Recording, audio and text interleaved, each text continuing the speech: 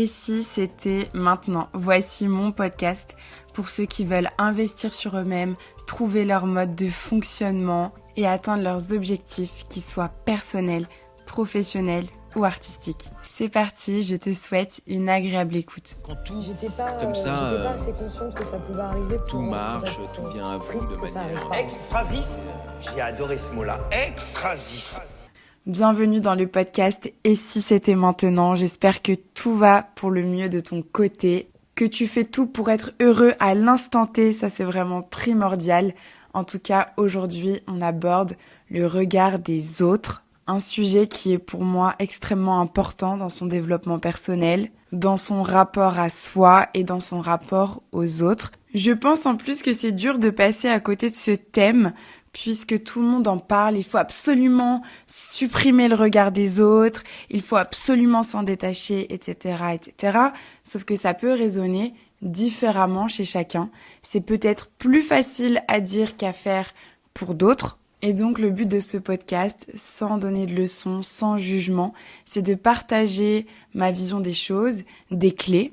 Et après, tu prends ce que tu as à prendre, tu fais ce que tu as à faire, mais c'est un podcast que tu peux écouter autant comme ça pour le plaisir que pour travailler sur toi. Je vais aussi avoir une approche différente de ce que l'on peut entendre jusqu'à maintenant, parce que ce sera une approche plus nuancée, plus réaliste, moins radicale, afin que tout le monde s'y retrouve. Donc c'est parti, je commence par une prise de conscience que j'ai eue récemment et que j'ai mis du temps à voir, c'est qu'en réalité, personne ne nous attend. Personne ne nous regarde tant que ça, et personne ne nous analyse si ce n'est nous. Et déjà, le fait de dédramatiser, de remettre les choses dans leur contexte, c'est-à-dire que les autres ne sont pas obsédés par nos faits et gestes, parce qu'ils doivent aussi s'occuper d'eux-mêmes, parce qu'eux aussi sont concentrés sur ce qu'ils font. Et d'ailleurs, c'est aussi un indice, ceux qui ont le temps de beaucoup critiquer les autres, peut-être qu'ils ne s'occupent pas beaucoup d'eux. À réfléchir, à méditer. Après, le but, c'est quand même de se détacher du regard des autres et donc de ne pas perdre de temps à savoir si les autres ont une attention sur nous ou pas. Mais c'est déjà une bonne première étape que de remettre les choses dans leur contexte et d'intégrer le fait que tout le monde n'est pas sans arrêt en train d'analyser, de critiquer, de juger et que chacun s'occupe de lui en premier.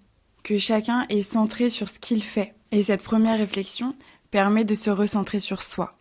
Et donc, dans le regard des autres, ce qui est intéressant, et ce sur quoi je veux appuyer, et ce que je vous invite à faire, c'est vraiment de s'interroger ce que ça veut dire sur nous.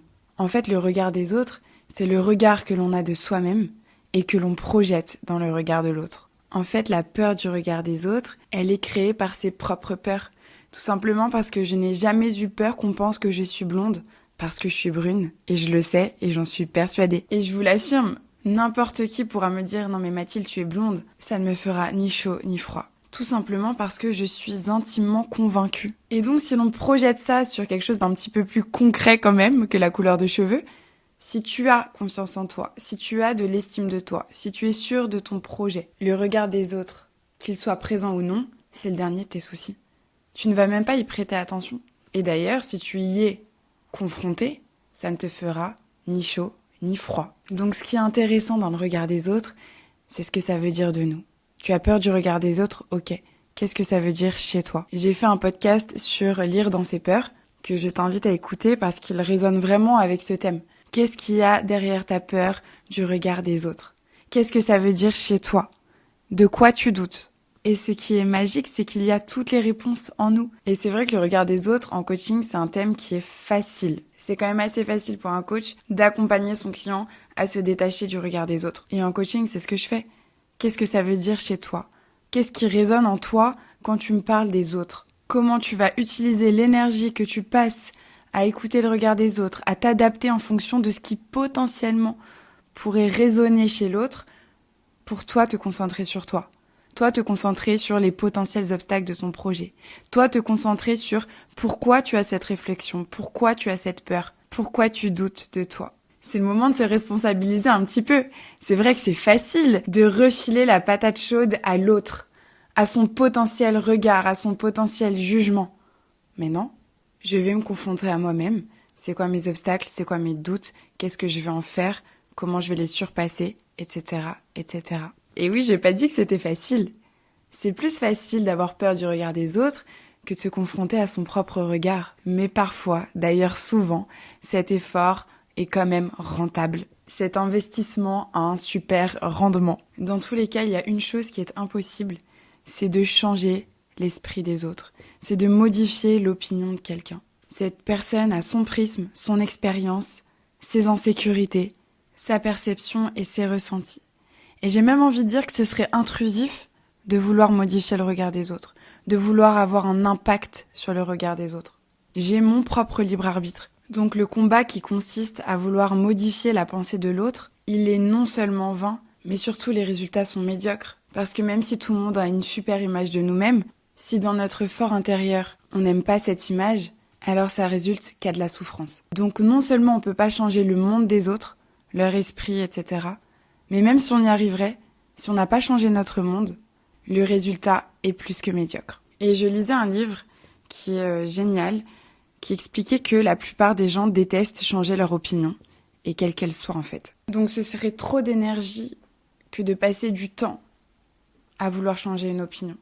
Laissons penser les gens comme on aimerait qu'ils nous laissent penser ce qu'on a à penser. Ensuite, j'aimerais quand même parler des points positifs du regard des autres, c'est-à-dire que des personnes ont un regard extrêmement bienveillant, d'autres personnes nous apportent de l'amour, de l'amitié, de la gentillesse, de la tendresse, enfin bref, du positif. Et rejeter cela, ce serait aussi une grosse perte de temps, parce que ça peut challenger, parce que ça peut booster, parce que tout simplement ça développe des endorphines. Le but n'est pas de tomber dans un schéma où on est accro à la validation de l'autre, où on est accro au regard positif de l'autre, parce qu'on retombe dans l'autre côté. Mais c'est vrai que ce qui est là, il faut le prendre. Et je trouve que c'est une belle philosophie de se dire « Ok, je vais faire le tri. Maintenant, mon rapport à moi, c'est moi qui le décide. Je vais trier de ce que je prends et de ce que je laisse. Est-ce que ce que tu m'apportes, c'est constructif, instructif, positif? Ok, je le prends. Si j'estime que c'est malveillant, dévalorisant, négatif, etc., je te le laisse. Ça t'appartient. » Et là, ça nous donne encore du travail, ça nous donne encore le travail d'analyser vraiment l'intention de la personne, le résultat que ça peut avoir sur nous. Et c'est pas grave, c'est un bon travail. Et surtout, ça nous rend libres, parce que quoi qu'il se passe, quoi qu'on me dise, soit je vais le prendre pour moi, soit ça ne va pas m'atteindre, soit ça ne va pas me toucher. Donc c'est extraordinaire cette vision des choses. Je prends ce qui est bien, je laisse ce qui est moins bien. Donc voilà, dans le regard des autres, il y a quand même beaucoup de choses à prendre, beaucoup de réflexions à avoir. On a un gros travail sur nous à faire. Qu'est-ce que je prends? Qu'est-ce que je laisse? De quoi je doute? De quoi je suis sûre? Etc., etc. En tout cas, je serais ravie que tu me partages ton avis sur Instagram ou par mail, parce que je trouve que c'est vraiment un sujet qui est passionnant et qui peut laisser place à beaucoup de réflexions, d'introspection. Et du coup, forcément, moi, c'est ma passion. Donc, je serais ravie d'échanger avec toi sur ce sujet. Donc, mes coordonnées sont en description. Sinon, sur Instagram, c'est MCM Mind Coach. Par mail, c'est mcmmindcoaching@gmail.com. J'espère que ce podcast a pu t'aider, a pu t'accompagner dans ta réflexion, ou au moins que tu as passé un bon moment. Personnellement, j'ai partagé quelque chose qui me plaît, donc forcément, je suis ravie. Je te dis à très vite. Je vous remercie infiniment de votre écoute. J'espère que mon podcast a pu vous être utile. Je vous rappelle mon Instagram, mcmmind coach. Je vous invite à m'écrire, à me partager vos prises de conscience, l'atteinte de vos objectifs, vos différentes problématiques et on en discute. Je vous dis à très très vite. Quand tout j'étais pas assez consciente que ça pouvait arriver. Tout marche, tout vient à vous de manière... Extrasis, j'ai adoré ce mot-là, extrasis.